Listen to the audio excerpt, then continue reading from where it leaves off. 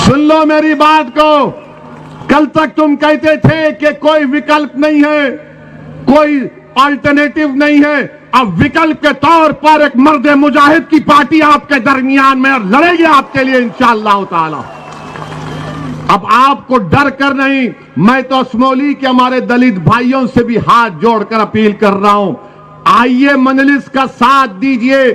मुसलमान और दलित मिलकर इंशाअल्लाह ताला असमौली से बीजेपी को कामयाब होने से रोकेंगे। सियासी सेकुलरिज्म, समाजवादी पार्टी हो या बीएसपी हो या कांग्रेस हो, ये सियासी सेकुलरिज्म मुसलमानों को डराने के लिए इस्तेमाल करती है।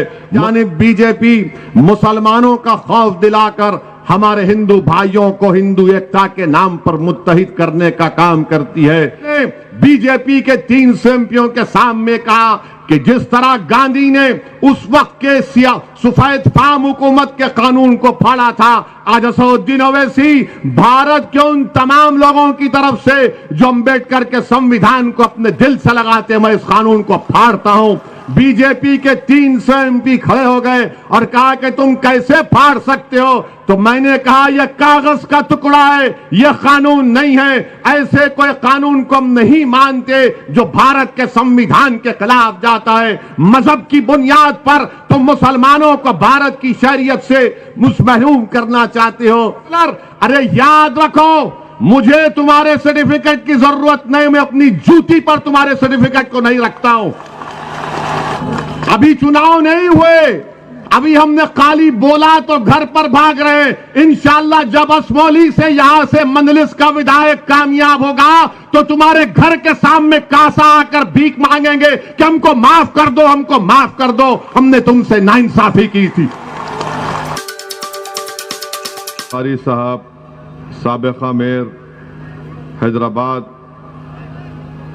रफत साहब, गुलफाम साहब और तमाम मोअज़्ज़िज़ हाज़रीन इकराम, मैं सबसे पहले आप तमाम का शुक्रिया अदा करता हूं कि आपने अपना कीमती वक्त निकालकर आज के इस जलसे आम में शिरकत की। मैं आपका शुक्रगुजार हूं कि इतनी ठंड और थोड़ी बहुत बारिश भी हो रही है, इसके बावजूद भी इतनी बड़ी तादाद में आपका यहाँ पर जमा होना यकीनन हम तमाम को तक़वियत भी देता है और इस बात का पैगाम देता है कि इंशाअल्लाह ताला असमौली में आने वाले असम्बली के विधानसभा में यहाँ पर एक इनकलाब बर्पा होगा, यहाँ पर एक तब्दीली पैदा हो चुकी है।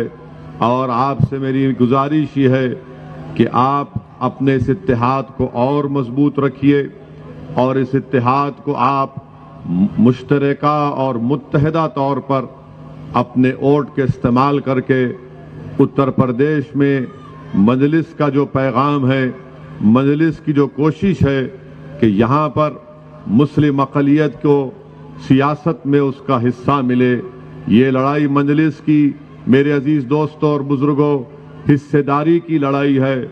और याद रखिए, भारत की जमहूरियत की तल्ख़ हकीकत यह है कि जब तक आपको अपना हिस्सा नहीं मिलेगा, आप सिर्फ शिकायत कर सकते हैं, आप सिर्फ रो सकते हैं या फिर आप अपने घर के दरवाज़ों को बंद करके बैठ सकते हैं। मगर अगर आप इज्जत के साथ ज़िंदगी गुजारना चाहते हैं, अगर आप बग़ैर खौफ के अपने मसाइल को और अपनी आवाज़ को उठाना चाहते हैं, तो मेरी आपसे गुजारिश है मेरे अजीज़ दोस्तों और बुजुर्गों कि अपनी एक सियासी क़यादत को बनाइए, अपनी एक नेता को बनाइए, अपने मसाइल को हल करिए। पिछले 60 साल से आपने मुख्तलिफ सियासी पार्टियों को वोट दिया, आपने कांग्रेस का साथ दिया, आपने चरण सिंह की लोकदल का साथ दिया, आपने मुलायम सिंह का साथ दिया, आपने बहुजन समाज पार्टी का साथ दिया। मेरे अजीज दोस्तों और बुजुर्गों, मुझे आज आप कहने की इजाजत दीजिए कि आपने सबका साथ दिया, मगर 60 साल में आपने अपने खुद का साथ नहीं दिया। असदुद्दीन ओवैसी उत्तर प्रदेश की सरजमीन को अपनी शोहरत में इजाफा करने के लिए नहीं आया है। मैं यहाँ पर अपनी अना की तस्कीन के लिए नहीं आया हूँ। मैं यहाँ पर अपनी तकारीर के जरिए आपसे वाहवाह हासिल करने के लिए नहीं आया हूं। मेरे अजीज दोस्तों और बुजुर्गों, मेरे गयूर नौजवानों, मेरी इज्जतदार माँ और बहनों, मेरे दिल का हाल मेरा अल्लाह जानता है। मैं अगर यहां पर आया हूं तो आपको नेता बनाने के लिए आया हूं, आपकी हिस्सेदारी की लड़ाई लड़ने के लिए आया हूं, आपको मान सम्मान मिले, आपकी जान की कीमत और आपकी जिंदगी की अहमियत दुनिया को मालूम हो जाए। मैं ये काम करने के लिए और मेरे तमाम मंजलिस के रुफ़क़ा यही काम करने के लिए आए हैं। याद रखिए, अगर आप वो दिल फरेब सेकुलरिज्म की बातों में दोबारा अगर आपको फुसलाया जाएगा, याद रखो उत्तर प्रदेश के मुसलमानों, ये सेकुलरिज्म के नाम पर जिस तरह हम छोटे बच्चों को खिलौना देकर उनका दिल बहलाते हैं, पिछले 50 साल से मुसलमानों को सेकुलरिज्म के झूठे और दिल फरेब बातों पर हमारे पास एक खिलौने के तौर पर देकर हमको पीछे कर दिया गया, हमसे इंसाफ नहीं किया गया। मेरे अजीज दोस्तों और बुजुर्गों, मजलिस कभी सेकुलरिज्म के खिलाफ नहीं थी, ना रहेगी। मजलिस सियासी सेकुलरिज्म के खिलाफ है। मजलिस उस सेकुलरिज्म के खिलाफ नहीं है जिसका जिक्र भारत के संविधान में किया गया, जिसका जिक्र भारत के प्रियम्बल में किया गया। हम उस सेकुलरिज्म को मानते हैं। ये जो सियासी सेकुलरिज्म समाजवादी पार्टी हो या बीएसपी हो या कांग्रेस हो, ये सियासी सेकुलरिज्म मुसलमानों को डराने के लिए इस्तेमाल करती है, मुसलमानों को दबाने के लिए इस्तेमाल करती है, मुसलमानों को उनके हुकूक नहीं देने के लिए इस्तेमाल करती है। और फिर दूसरी जानिब बीजेपी मुसलमानों का खौफ दिलाकर हमारे हिंदू भाइयों को हिंदू एकता के नाम पर मुत्तहिद करने का काम करती है। बताइए मेरे अजीज दोस्तों, चक्की के दोनों पार्ट में हम पीछे जा रहे हैं, मगर मैं आपसे कह रहा हूं कि अब हम पीछे नहीं जाएंगे। ये आपकी लड़ाई है, हिस्सेदारी की लड़ाई है। ये लड़ाई हमारे बुजुर्गों के ख्वाबों को पूरा करने की लड़ाई है। ये लड़ाई हमारी इज्जतदार माओं की आंखों में जो आंसू बहते रहते हैं, उन आंसुओं को पोंछने की, उन आंसुओं को रोकने की लड़ाई है।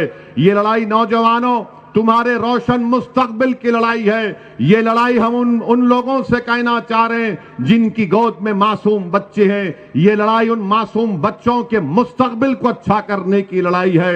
हमने नाइंसाफियों का सामना किया, हमने पुलिस की गोलियों का सामना किया, जेलों को हमको डालकर हमको भर दिया गया, स्कूल से हमको महरूम कर दिया गया, अस्पताल और तिबी इमदाद से हमको महरूम कर दिया गया, दहशतगर्दी का इल्जाम हम पर लगा दिया गया, आतंकवादी का इल्जाम हम पर लगा दिया गया, हमसे वोट हासिल भी किए, हमारे घरों को जला दिया गया फसादात में, हमारी खबरों पर समाजवादी पार्टी ने अपना सियासी महल तामीर किया। बताओ मेरे गयूर नौजवानों, बताइए मेरे बुजुर्गों, हम कब तक इस्तेसाल का शिकार रहेंगे? आज आपको एक करवट लेना है। अगर आज आप करवट नहीं लेंगे, नुकसान हमारा होगा। याद रखो, भारत की जमहूरियत, भारत का संविधान जिसको बाबा साहिब अंबेडकर ने बनाया है, वो तुमसे पुकार पुकार कर कह रही है, उठो भारत के मुसलमानों, उठो उत्तर प्रदेश के मुसलमानों, उठो असमोली के मुसलमानों। याद रखो, ये संविधान को अगर एक जीती जागता किताब रखना है तो तुमको अपने हक के लिए लड़ना पड़ेगा। आपने सबका साथ दिया, बताओ हमने क्या हासिल किया? हमने क्या हासिल किया? हमने मलियाना हासिल किया। हमको क्या मिला? हमको हाशिमपुरा मिला। हमको क्या मिला? हमको मुजफ्फरनगर का फसाद मिला। 50,000 से ज्यादा आबादी, हमारी मुल्क की आजादी के बाद 50,000 से ज्यादा मुसलमानों को अपने घर से बेघर होना पड़ा। CAA का कानून पार्लियामेंट में आता है, पूछो समाजवादी पार्टी से, पूछो बीएसपी के नेताओं से, पूछो कांग्रेस के बड़े बड़े लीडरों से, पार्लियामेंट का रिकॉर्ड उठाकर देखो, कि उस कानून के खिलाफ अगर किसी ने मुदल्लल तरीके से संविधान को सामने रखकर, गांधी के पैगाम को सामने रखकर, अगर किसी ने मोदी के 300 एमपीओं के सामने CAA का कानून, मुसलमानों को स्टेटलेस बनाने का कानून बनाया जा रहा था, किसने बीजेपी के 300 एमपीओं के सामने कहा कि जिस तरह गांधी ने उस वक्त के सफेद फार्म हुकूमत के कानून को फाड़ा था, आज असदुद्दीन ओवैसी भारत के उन तमाम लोगों की तरफ से जो अंबेडकर के संविधान को अपने दिल से लगाते हैं, मैं इस कानून को फाड़ता हूं। बीजेपी के 300 एमपी खड़े हो गए और कहा कि तुम कैसे फाड़ सकते हो, तो मैंने कहा यह कागज का टुकड़ा है, यह कानून नहीं है। ऐसे कोई कानून को हम नहीं मानते जो भारत के संविधान के खिलाफ जाता है। मजहब की बुनियाद पर तुम मुसलमानों को भारत की शरीयत से महरूम करना चाहते हो, तो हमने कानून को फाड़ा, एहतजाज किया। क्या किया समाजवादी पार्टी ने, क्या किया बीएसपी ने, क्या किया कांग्रेस ने? कानून मुझे हमारे मुल्क से बेदखल करने के लिए बनाया जा रहा था। आज मजलिस पर इल्जाम लगाया जाता है कि मजलिस इत्तेहादुल मुस्लिमीन फिरका परस्त पार्टी है, मजलिस फिरका परस्ती को बढ़ाती है। मैं आपको बताना चाहता हूं कि जब 2019 जून में अमित शाह ने बीजेपी की सरकार की तरफ से कानून लाए, जिस कानून का नाम वो मनहूस काला कानून है, उसका नाम UAPA है। अमित शाह ने कानून में तरमीम करके कह दिया कि दिल्ली में बैठा हुआ एक NIA का इंस्पेक्टर असमोली में कोई भी शख्स को टेररिस्ट घोषित कर दे सकता है बगैर कोर्ट के फैसले के। किसने उस कानून की तायीद की? समाजवादी ने तायीद की, कांग्रेस ने तायीद की। बताइए किसने उस कानून के खिलाफ वोट किया? किसने? बीजेपी के 300 MP हैं, मैं जानता था, मैं ये जानता था कि मेरे मुखालिफत में वोट देने के बावजूद भी कानून पास हो जाएगा, मगर मैंने बीजेपी के इस काले कानून के खिलाफ वोट इसलिए दिया ताकि 100 साल के बाद जब तुम में से कोई नौजवान पार्लियामेंट में जाएगा तो वो ये शिकायत तो नहीं करेगा कि उस वक्त जो मुसलमान थे उन्होंने जालिम का साथ दिया, बल्कि मजलूम की आवाज बनकर हक को बुलंद किया। हमने कानून के खिलाफ वोट दिया। ये समाजवादी पार्टी, कांग्रेस पार्टी जो ठेका लेकर बैठे हुए हैं, इनके साथ चले जाओ तो सेकुलर, इनकी गुलामी करो तो सेकुलर, इनके जनसभाओं में दरी बिछाओ मुसलमान तो सेकुलर, इनके मंच पर मुसलमान को ढकेल दो तो सेकुलर, और मुसलमान को दबा दो तो सेकुलर। अरे याद रखो, मुझे तुम्हारे सर्टिफिकेट की जरूरत नहीं, मैं अपनी जूती पर तुम्हारे सर्टिफिकेट को नहीं रखता हूं। भारत का मुसलमान हूं, अव्वल दर्जे का शहरी हूं, मैं किसी से कम नहीं, ना मुझसे कोई बड़ा नहीं, मैं सबके बराबर हूं और सबके बराबर मुझसे सलूक किया जाना चाहिए। यह मजलिस का पैगाम है। मगर जो लोग हमको फिरका परस्त कहते हैं, क्योंकि आपने तायीद की पार्लियामेंट में, आपने तायीद की, कांग्रेस ने राज्यसभा में तायीद की। इस कानून के तहत 120 दिन बगैर किसी के चार्ज के जेल में रखा जा सकता है। आपने तायीद की, आपने मदद की अमित शाह की, और जब यूपी का चुनाव आ रहा, ओवैसी के ऊपर उंगलियां उठाते हैं, ओवैसी को तनकीद करते हैं। बताओ तुम्हारा क्या पोजीशन था उस वक्त? नहीं बताएंगे। क्या बोलेंगे? नहीं, देश के हित में हमने वोट दिया। क्या देश के हित में है कि बच्चे जो दिल्ली में CAA का एहतजाज किए, आज भी हमारी बहनें जेलों में, हमारी बेटियां 1-1 साल 12-12 महीने UAPA के कानून में जेल में है। क्यों जेल में है? क्योंकि समाजवादी पार्टी और कांग्रेस ने मिलकर अमित शाह के लाए हुए कानून की तायीद की। आप फैसला कर लो, कौन बी टीम है, कौन तुम्हारे वोटों का सौदा कर रहा है, कौन तुम्हारे नौजवानों को जेल में डाल रहा है, कौन मिलकर कानून बनाते हैं। मेरे अजीज दोस्तों और बुजुर्गों, इन बातों को बताने का मकसद यह है कि आप में शऊर जब बेदार हो जाएगा, जब सच्चाई आपके सामने बयान किया जाएगा, तो यकीनन मुझे यकीन है कि अल्लाह उस सच्चाई को आपके दिल में डालेगा। असदुद्दीन ओवैसी की तकरीर से दिल नहीं हिल जाते, बल्कि अल्लाह के हुक्म से दिलों में मोहब्बत पैदा होती है।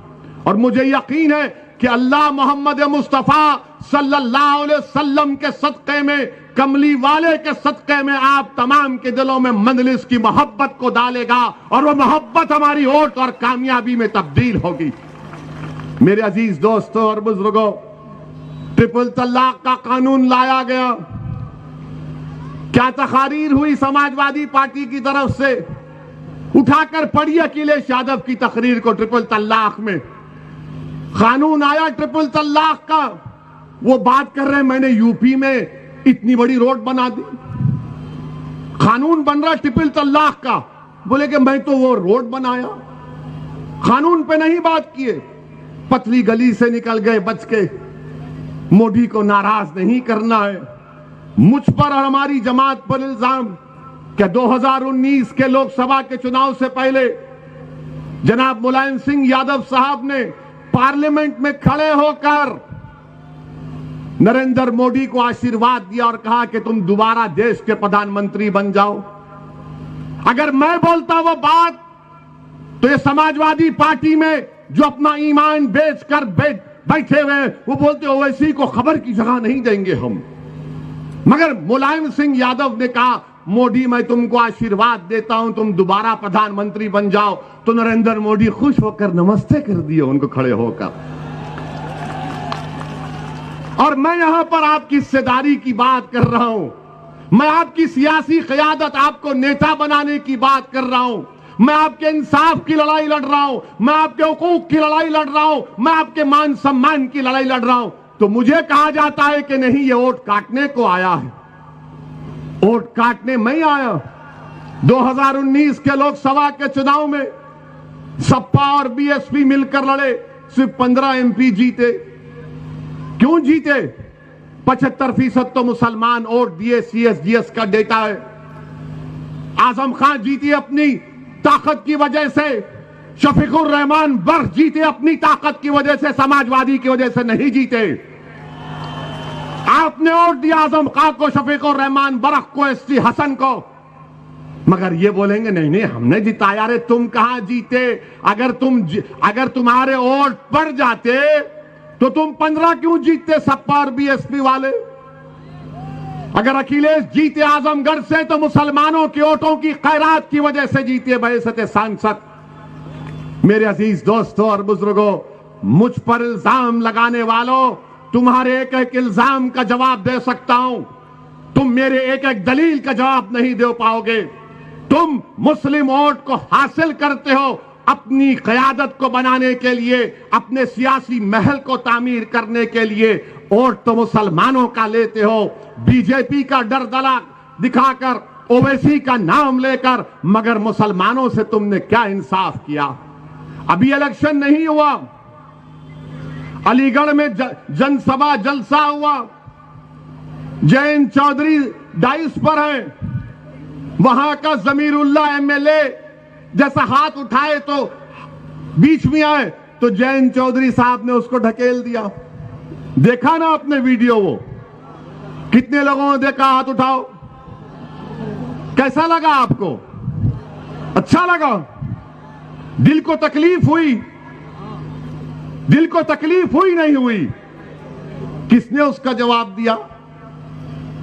हम उसका जवाब दिए और हमने कहा कि जमीरुल्लाह को तो जाना ही नहीं चाहिए था, जमीरुल्लाह को हमारे मंच पर आना था, हम उनको नेता मान के उनके पीछे काम करने के लिए तैयार हैं। तो क्या हुआ? हमारे बोलने के बाद जयंत चौधरी के लोग जमीरुल्लाह के घर को दौड़ते गए कि भैया माफ कर दो, भैया माफ कर दो, हमको अंदाजा नहीं था कि ओवैसी भी अपनी सभा में इसका जिक्र कर देगा। अभी चुनाव नहीं हुए, अभी हमने खाली बोला तो घर पर भाग रहे। इंशाअल्लाह जब असमौली से यहां से मंदलिस का विधायक कामयाब होगा तो तुम्हारे घर के सामने कासा आकर भीख मांगेंगे कि हमको माफ कर दो, हमको माफ कर दो, हमने तुमसे नाइंसाफी की थी। खाली एक तकरीर में हमने जुमला कहा तो जमीरुल्लाह के घर को चले गए और जमीरुल्लाह ने किसी से हमको फोन करके कहा कि ओवैसी भाई को सलाम बोलो, उनके बोलने से मेरा टिकट कंफर्म हो गया।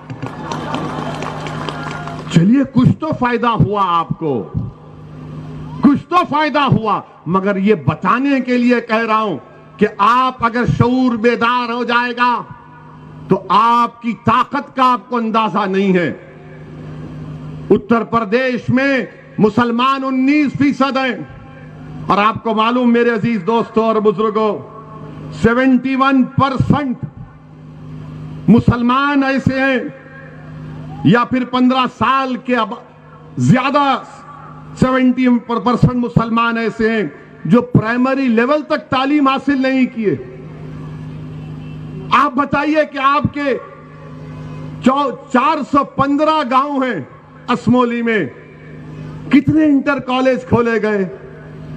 मोहतरमा विधायक तो माशाअल्लाह मैं उनको मुबारकबाद देता हूं पिंकी यादव को कि आपने असमौली के मुसलमानों को और दलितों को बता दिया कि आप सिर्फ यादवों का काम करती है, मुसलमान और दलित का काम नहीं करती है। आपका शुक्रिया। आपने ये 5 साल में बल्कि 10 साल में आपने दिखा दिया। मगर अब सुन लो समाजवादी के दल्लो, सुन लो मेरी बात को। कल तक तुम कहते थे कि कोई विकल्प नहीं है, कोई अल्टरनेटिव नहीं है। अब विकल्प के तौर पर एक मर्द मुजाहिद की पार्टी आपके दरमियान में और लड़ेगी आपके लिए इंशाअल्लाह ताला। अब आपको डर कर नहीं, मैं तो असमौली के हमारे दलित भाइयों से भी हाथ जोड़कर अपील कर रहा हूं, आइए मंजलिस का साथ दीजिए। मुसलमान और दलित मिलकर इंशाअल्लाह ताला असमौली से बीजेपी को कामयाब होने से रोकेंगे। समाजवादी नहीं रोक पाएगी यहां पर बीजेपी को, समाजवादी पार्टी यहां पर नहीं रोक पाएगी। मेरे अजीज दोस्तों और बुजुर्गों, फिर हम पर इल्जाम लगता कि हम फिरका परस्ती भड़काऊ भाषण देते हैं। कौन सा भड़काऊ भाषण देते हैं?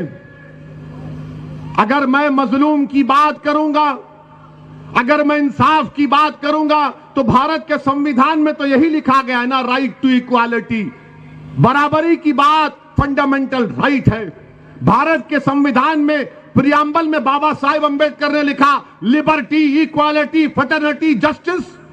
ये कैसे हासिल होगा? फिर खाली तकरीर से हासिल होगा नहीं, वोट डालकर अपनी क़यादत को बनाकर अपना हिस्सा लेकर लिबर्टी, इक्वालिटी, फ्रेटर्निटी, जस्टिस को हासिल किया जा सकता है। ये शऊर आपके अंदर पैदा होना जरूरी है। और मेरे अजीज दोस्तों और बुजुर्गों, अभी हमको बताया गया कि लॉकडाउन में इसी गांव में मस्जिद के इमाम साहब को हजरत पुलिस ने, मोहब्बत से बोलते हैं हम, हजरत पुलिस ने इमाम साहब को जोतकोप किया, मारा।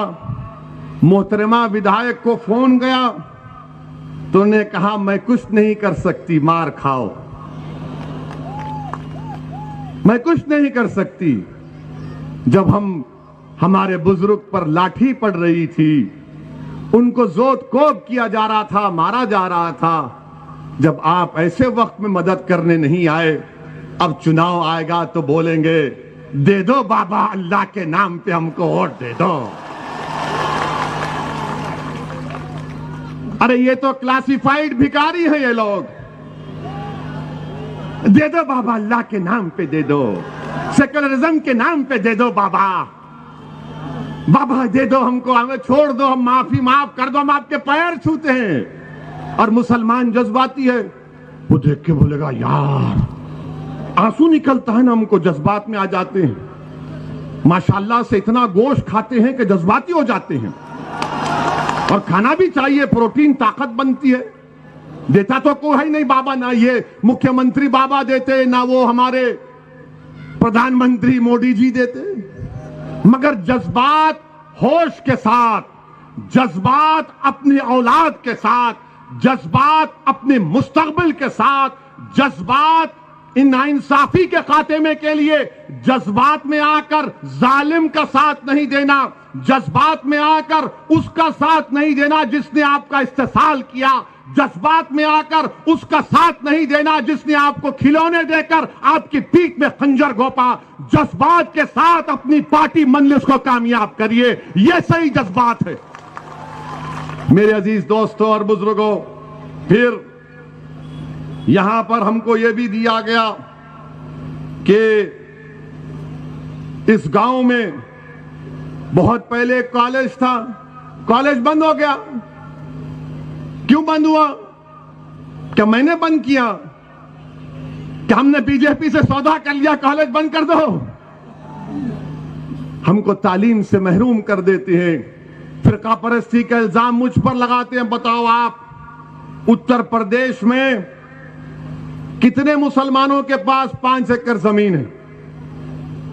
उत्तर प्रदेश में कितने मुसलमानों के पास 5 एकड़ जमीन है? आपको मालूम? कितने मुसलमानों के पास होगी 5 एकड़ जमीन?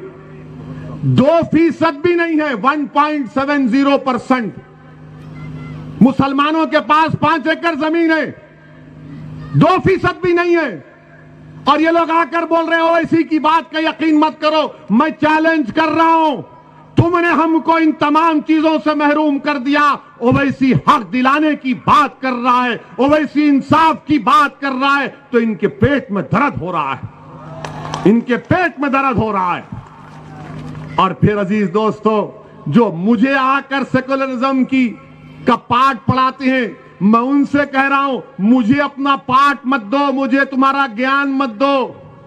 मैं बीजेपी से पूछना चाह रहा हूं, मैं आरएसएस के मोहन भगवत से पूछना चाह रहा हूं, मैं नरेंद्र मोदी देश के प्रधानमंत्री से और अमित शाह देश के होम मिनिस्टर से पूछना चाह रहा हूं, जो बार बार ये कहते हैं मुसलमान में इंतहा पसंदी बढ़ रही है। बोलते हैं ना, मुसलमान रेडिकलाइज हो रहा है, अंग्रेजी का वर्ड, हिंदी में कट्टरता कहते हैं उसको, कहते हैं ना। जहां दाढ़ी दिखी वो कट्टरता आ गई इसमें, जहां नारे तकबीर बोलो अल्लाह अकबर तो बोलेंगे यार ये तो कट्टरता की बात करता है।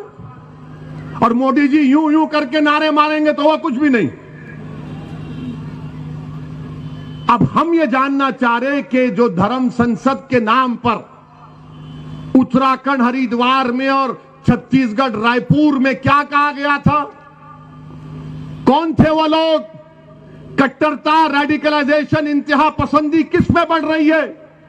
आपने तो मुसलमानों को कह दिया रेडिकलाइज, मगर ये कौन लोग हैं बताओ जो रायपुर में खड़े होकर कहते हैं कि इंसानियत को बचाना है तो मुसलमानों को खत्म कर दो। याद रखो, हमको खत्म करने वालों, हम रसूलुल्लाह सल्लल्लाहु अलैहि वसल्लम की उम्मत हैं, हम कमली वाले की उम्मत है। और रसूलुल्लाह सल्लल्लाहु अलैहि वसल्लम ने अपनी ज़बान मुबारक से इरशाद फरमाया था, काबतुल्लाह को देखकर कहा कि काबा मेरी उम्मत की अजमत तुझसे बढ़कर है, हम नहीं मिटने वाले हैं, हमसे है जमाना हम नहीं तो जमाना नहीं। याद रखो, हमको मिटाएंगे, भारत के संविधान को मिटाएंगे। मुसलमान को मिटाने की बात करने वाले अंबेडकर के संविधान के दुश्मन हैं, ये भारत के दुश्मन हैं। मैं मुसलमान हूं मगर मुझे इस वतन से मोहब्बत थी, है और रहेगी। मगर कौन है ये लोग जो रेडिकलाइज हो चुके हैं? बताइए नरेंद्र मोदी जी, बताइए अमित शाह जी, बताइए मोहन भगवत जी, ये कौन लोग हैं जो हमको मिटाने की बात कर रहे हैं, भारत के शहरियों को मिटाने की बात कर रहे हैं? और अभी तक एक को गिरफ्तार नहीं किया गया, अभी तक एक को गिरफ्तार नहीं किया गया और इल्जाम हम पर लगाते हैं। और भाइयों बुजुर्गों, अखिलेश यादव आजकल कह रहे हैं कि मुझे ख्वाब में भगवान श्री कृष्ण आ रहे हैं। बीजेपी वाले मर्यादा पुरुषोत्तम राम का नाम लेकर पुकारती है। ये राम को देखते हैं वो कृष्ण भगवान को ख्वाब में देखते हैं, और अखिलेश को तो आकर कह भी दिया कि तुम मुख्यमंत्री बन रहे हो। फिर तो इलेक्शन की जरूरत ही नहीं है। आप जाइए राजभवन जाइए, बोलिए कि भगवान ने आकर ख्वाब में कह दिया मुझे बना दो मुख्यमंत्री। मगर अखिलेश यादव सुनो, मेरे ख्वाब में असमोली के गरीब मुसलमान आकर मुझसे कह रहे हैं कि अब तुमको वोट नहीं देंगे इंशाअल्लाह ताला। मेरे ख्वाब में मुजफ्फरनगर के वो मजलूम मुसलमान जो अपने घरों से बेघर हो गए आकर कह रहे हैं कि कोई तो हमारी हक की आवाज बुलंद करो। मेरे ख्वाब में यह है कि इंशाअल्लाह उत्तर प्रदेश की विधानसभा में मंजलिस के विधायक जीत कर जाएंगे और उस विधानसभा के दरों दीवार को नारे तकबीर और अंबेडकर जिंदाबाद के नारों से बुलंद करेंगे इंशाअल्लाह ताला। मेरे अजीज दोस्तों और बुजुर्गों, संविधान की इज्जत, संविधान की अजमत को बचाना है तो आपको इन तमाम चीजों पर गौर करके फैसला लेना है। ये क्या बात है कि जो 50,000 हैं वो 1,37,000 का के ऊपर हुकूमत करें, विधायक बनाएंगे? हमसे बड़ा कौन सेक्युलर है फिर? क्या तुमने अकीलुर रहमान को वोट नहीं दिया, मोहतरमा को वोट दिया? क्यों दिया? कि कल तक कोई विकल्प नहीं था, आज आपके पास एक विकल्प है। और ये तमाम सेकुलर पार्टियां कैसी है मालूम आपको? आपको गांधी जी का 3 बंदरों का किस्सा सुना होगा, आपने सुना होगा ना? वो तो जापान की 17 सेंचुरी की बात है जहां से निकला था ये। एक बंदर आंख बंद कर लेता है, एक बंदर मुंह बंद कर लेता है, एक बंदर कान बंद कर लेता है। आप अखिलेश से कहिए अरे भैया मुजफ्फरनगर के कांड में इंसाफ नहीं हुआ, आंख बंद कर लिए। आप अखिलेश से कहिए कि भैया हरिद्वार में समाजवादी पार्टी है, हमको मारने की बात कर रहे हैं। कांग्रेस से कहिए कि रायपुर में आपकी सरकार है, कैसे फंक्शन करने दिया, तो कांग्रेस अखिलेश कान में उंगली डाल लेंगे, जबान को बंद कर लेंगे। अरे ये कैसे 3 बंदर तुम बैठे हो? याद रखो, इन 3 बंदरों को पहचानना है जो आंख बंद कर लेते दलित और मुसलमान पर जब नाइंसाफी होती है। जब दलित और मुसलमान के इंसाफ की बात होती है तो अपनी जबानों पर हाथ रख लेते हैं। जब हम पुकारते हैं मदद के लिए कि मौलाना को मारा जा रहा है, पुलिस से आओ बचाओ, तो कान में उंगली डालकर अपने फोन को बंद कर लेते हैं। मेरे अजीज दोस्तों और बुजुर्गों, मुत्तहिद हो जाओ, अपनी पार्टी का साथ दो। भारत की जमहूरियत को मजबूत अगर करना है, उत्तर प्रदेश में आपको अपनी आवाज को और अपने हिस्से को हासिल करना है, तो इस हिस्सेदारी की लड़ाई में आप शामिल हो जाइए। इस हिस्सेदारी की लड़ाई में आप शामिल हो जाइए। मजलिस यही चाहती है कि तमाम लोगों को उनका इंसाफ मिले। मैं यहां पर CAA के कानून के खिलाफ जो संभल में एहतजाज हुआ था, मैं अल्लाह से दुआ करता हूं कि अल्लाह सुब्हानहू व तआला शेरोज उस्मानी को और मोहम्मद बिलाल को अल्लाह उनकी मग़फ़िरत करे। ये शहीद हैं, ये मुर्दा नहीं है, याद रखो। इनको गोली मारकर इनकी जान ले ली गई है, शहीद हैं। हम इनको शहीद मानते हैं और अल्लाह ने कुरान में फरमा दिया कि इनको मुर्दा मत कहो, इनको ग़िज़ा मिलती, तुमको इस बात का अंदाजा नहीं है। अल्लाह इनकी मग़फ़िरत फरमाए, अल्लाह हमारे दिलों को मिला दे नबी करीम सल्लल्लाहु अलैहि वसल्लम के सदक़े तुफ़ैल में। मेरी आप तमाम से फिर से गुजारिश है कि मुत्तहिदा तौर पर असमोली के विधानसभा में आप मजलिस का साथ देंगे नहीं देंगे? क्या आप तमाम लोग मजलिस का साथ देंगे?